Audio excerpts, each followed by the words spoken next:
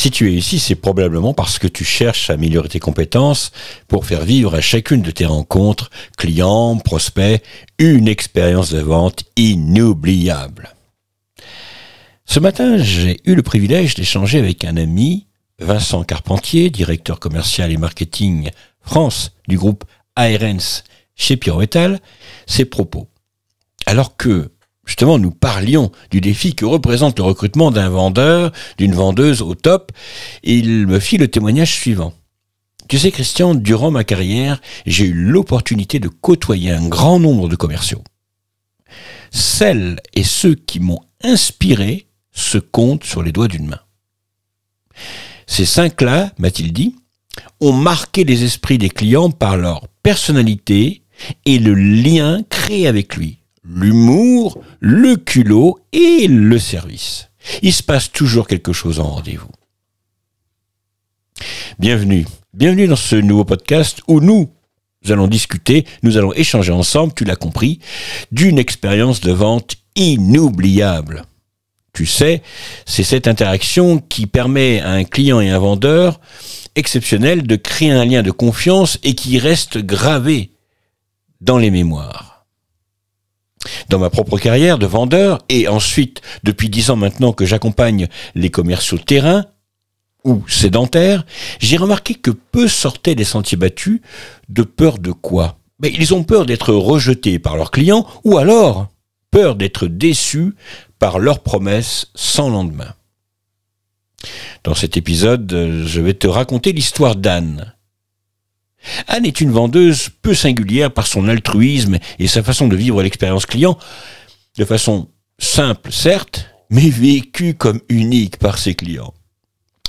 Moi, je suis Christian Kottmann et je suis un grand passionné de vente et de développement des affaires. En tant que coach et conférencier et professeur dans les grandes écoles de commerce, j'ai passé des années à étudier les stratégies les plus efficaces, les plus abouties pour vendre et ensuite, surtout, à les mettre en pratique dans ma propre entreprise. Alors installe-toi confortablement et prends des notes, car c'est parti.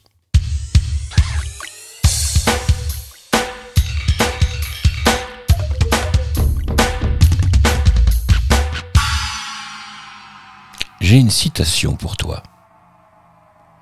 Le savais-tu ? Maya Angelou, qui a marqué l'histoire américaine grâce à ses poèmes et ses romans autobiographiques qui racontaient son enfance pendant la ségrégation raciale, a écrit ceci.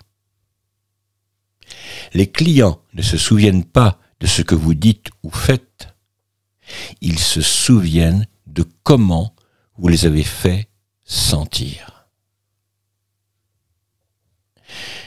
Alors, je te propose de voir ça en pratique avec un exemple interactif entre Anne, vendeuse en boutique, et un de ses clients, une de ses clientes. Prenons l'exemple de Sarah. On va appeler cette cliente Sarah.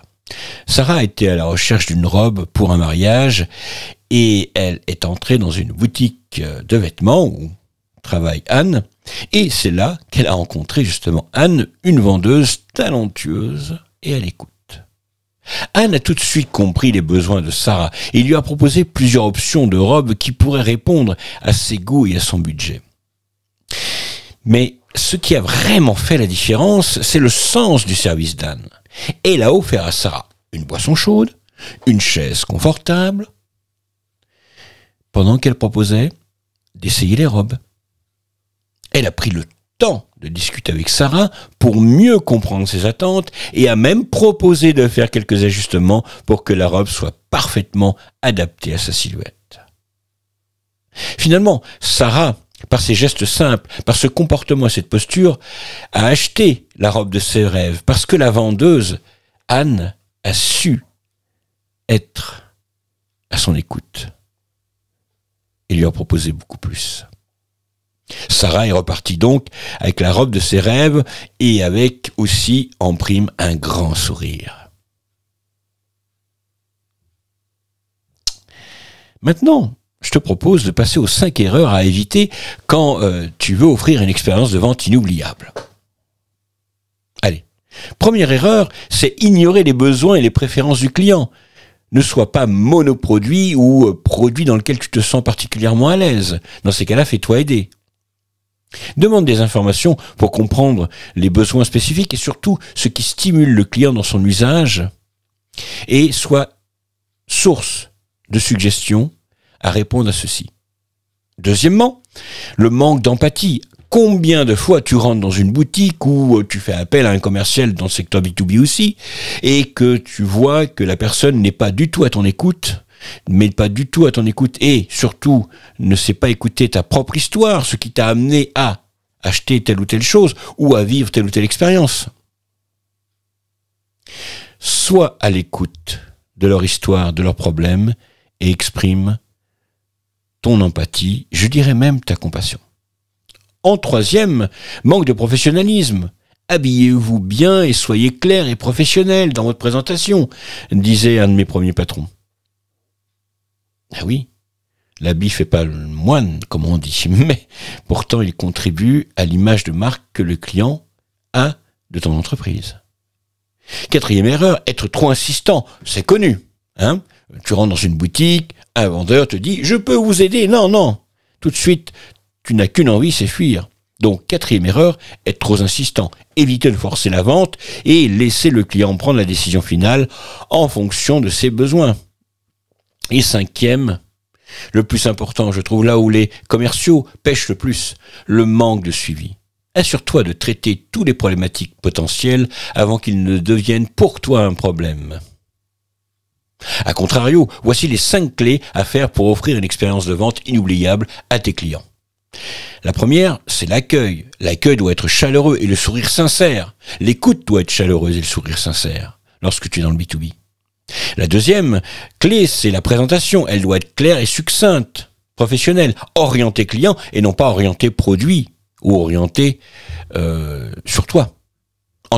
Ensuite, la troisième chose, c'est écouter attentivement les besoins et les préférences du client. On le martèle depuis tant d'années. Mais peu de commerciaux écoutent, finalement. Quatrième, propose des solutions qui soient personnalisées selon ce que le client conçoit et adaptées à ses besoins.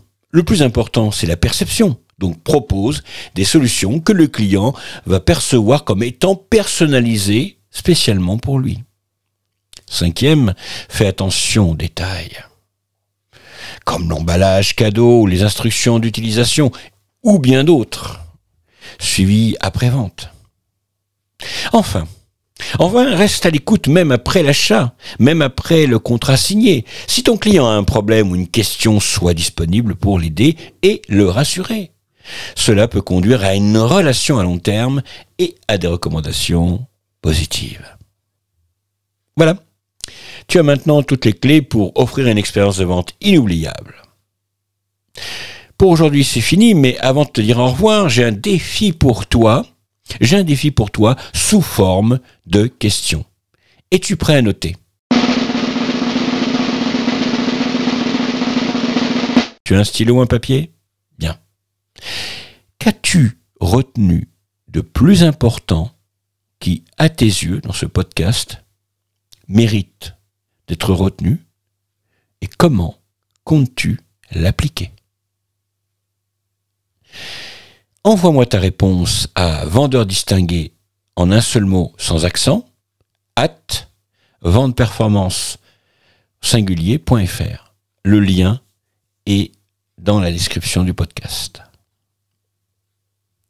C'est promis, je te répondrai. Mais je ne vais pas m'arrêter là, bien sûr. Si tu as aimé ce podcast, alors tu as adoré ma chaîne YouTube. Rejoins-moi dès maintenant en t'abonnant sur ma chaîne et n'oublie pas d'activer la cloche pour être le premier à recevoir les notifications.